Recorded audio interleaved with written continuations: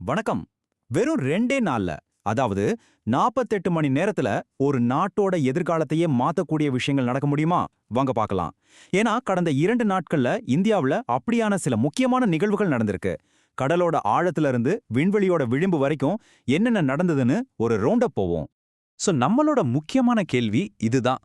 ஒரு நாட்டின் முன்னேற்றம்னா அது எப்படி இருக்கும்? நாம இங்க பார்க்க போற ஒவ்வொரு செய்தியும் இந்தியாங்கிற ஒரு பெரிய வளர்ச்சி கதையோட ஒவ்வொரு துண்டு மாதிரி. எல்லாத்தையும் சேர்த்து பார்க்கும்போது ஒரு முழுமையான சித்திரம் கிடைக்கும். சரி, முதல் பகுதிக்குள்ள போலாம். இந்தியாவோட லட்சியங்களுக்கு எல்லையே இல்லைன்னு சொல்லலாம். ஒரு பக்கம் ஆழ்கடல்ல ஒரு பெரிய சக்தியா உருவெடுக்கிறாங்க, இன்னொரு பக்கம் விண்வெளியில புது புது சாதனைகளை படைக்கிறாங்க. இது ரெண்டையும் பத்தி தான் முதல்ல பார்க்க போறோம். முதல்ல நாம கடலுக்கு அடியில இருந்து ஆரம்பிக்கலாம்.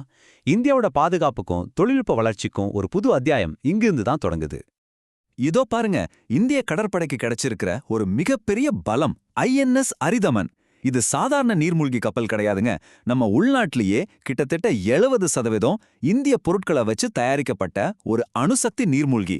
இதிலிருந்து சக்தி வாய்ந்த ஏவுகணைகளை கூட ஏவ முடியும். இது மேக் இன் இந்தியாவோட உண்மையான வெற்றி, நம்ம பாதுகாப்பு திறனோட ஒரு முக்கியமான மைல்கல்.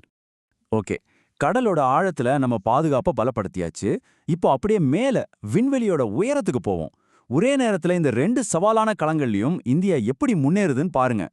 நம்ம விண்வெளிக்கு மனுஷங்களை அனுப்புறதுக்கு முன்னாடி பூமியில ஒரு சின்ன விண்வெளியை உருவாக்கி பார்த்தா எப்படி இருக்கும்? அதுதான் இஸ்ரோவோட மிஷன் மித்ரா. லடாக்கோட கடுமையான குளிர், குறைவான ஆக்சிஜன், தனிமை, இது எல்லாத்தையும் வச்சு நம்ம வீரர்களை சோதிக்கிறாங்க. இதெல்லாம் எதுக்குன்னா எதிர்கால ககன்யான் பயணத்தை பாதுகாப்பானதாகவும் வெற்றிகரமானதாகவும் மாத்துறதுக்கு தான். சரி, வாங்க அடுத்த பகுதிக்கு போலாம். இவ்ளோ பெரிய திட்டங்களுக்கெல்லாம் எங்கிருந்து பணம் வருது, அதை பத்தி தான் இப்போ பார்க்க போறோம். நம்ம நாட்டோட பொருளாதார கொள்கைகளும் நிதி நிலவரங்களும் எப்படி இருக்குன்னு ஒரு பார்வை.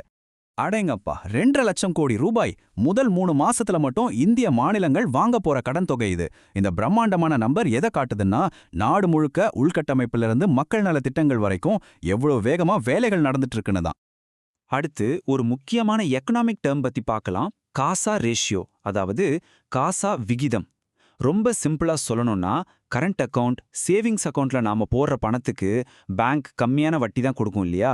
அந்த மாதிரி பேங்க்குக்கு குறைஞ்ச செலவுல கிடைக்கிற பணத்தோட அளவு தான் இந்த காசா விகிதம். ஆனா கடந்த 2 வருஷமா இந்த காசா விகிதம் குறைஞ்சுக்கிட்டே வருது. இது ஒரு சுவாரஸ்யமான விஷயத்த சொல்லுது.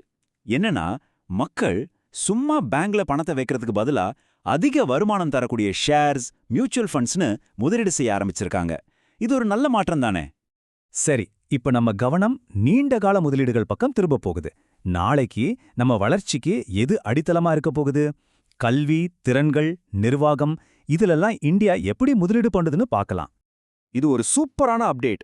இத்தனை நாளா ஸ்கூல் புக்ஸ், பாடத்திட்டம்னு இருந்த என்சிஆர்டி இனிமே ஒரு யூனிவர்சிட்டிக்கு சமமான அந்தஸ்து பெற்றிருக்கு.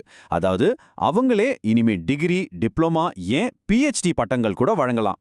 கல்வித்துறையில இது ஒரு பெரிய பாய்ச்சல்.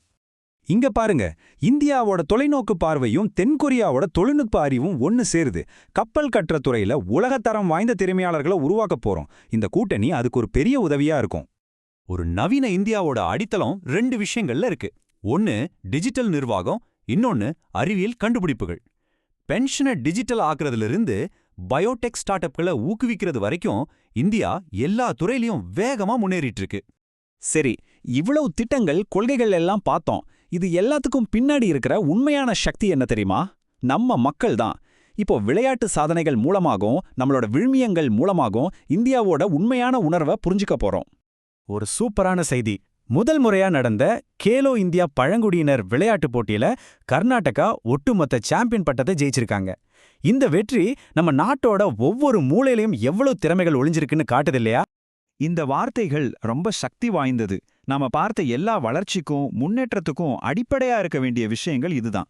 உண்மையான வளர்ச்சிங்கிறது வெறும் எண்கள்ல இல்ல, நம்மளோட குணநலன்கள்ல, நம்மளோட நெறிமுறைகள்ல தான் இருக்கு.